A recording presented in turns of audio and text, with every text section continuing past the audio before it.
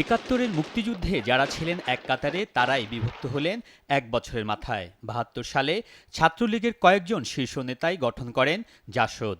Sector commander major জলিলের নেতৃত্বে যাত্রার শুরু থেকেই নানা বাধা বিতর্কের মধ্যে পড়ে দলটি। প্রশ্ন ওঠে ১৫ই আগস্ট বঙ্গবন্ধু হত্যা ও ৭ নভেম্বরের ভূমিকা নিয়ে। ৪৩ বছরে নানা ধারা উপধারায় বিভক্ত হলেও পিছু ছাড়েনি বিতর্ক। এই বিতর্কে সবশেষ পেরেক ঠুকলেন আওয়ামী লীগ সাধারণ সম্পাদক। যারা আপনার বৈজ্ঞানিক সমাজতন্ত্রের কথা বলছিলেন তারা ছিল ১০০% ভণ্ড। প্রশ্ন হচ্ছে, সব জেনে বুঝে জাসদের সাথে কেন ঐক্য গড়ল আওয়ামী লীগ? কেনই বা দলটি সরকারের অংশ? যে ২০০১ সালে নির্বাচনের পর থেকে কিন্তু তারা ১৪ দলীয় জোটে আছে। এই জোটে আছে তারা ১৫ বছর। এতদিন পরে হঠাৎ এই প্রশ্নটা কেন তুললেন উনি?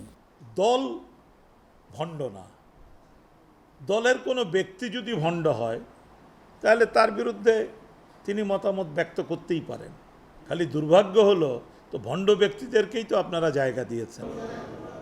সবশেষ কয়েক মাস আগে দুভাগে বিভক্ত হয় জাসদ। দু অংশের নেতারাই মনে করেন দেশের চলমান পরিস্থিতিতে আওয়ামী লীগের সাথে তাদের ঐক্য জরুরি। বিতর্ক তৈরি করা হচ্ছে বিভক্তি ছড়াতে। ১৪ দলের অভ্যন্তরে কোনো দলাদলি কাদা ছোঁড়াছড়ির সময় এটা না। এই মুহূর্তটা হচ্ছে ঐক্য রক্ষার সময়।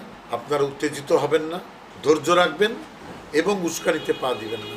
আমাদের ১৪ দলের সম্পর্কটা কচু পাতার পানি না, যে টোকা দিলেই ঝরে পড়বে।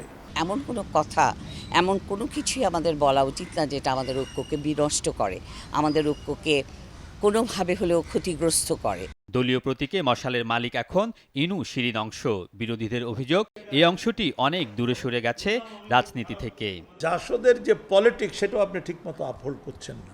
কাউকে খুশি করার জন্য অ্যাপিসমেন্ট, কাউকে তৈলমর্দন একটা দল করলে সেই দলের অস্তিত্ব থাকে না। রাজনৈতিক দিক থেকে এখন আওয়ামী লীগের খুব কাছাকাছি জাসদের কিন্তু আওয়ামী লীগের বাইরে তেমন রাজনীতি নাই।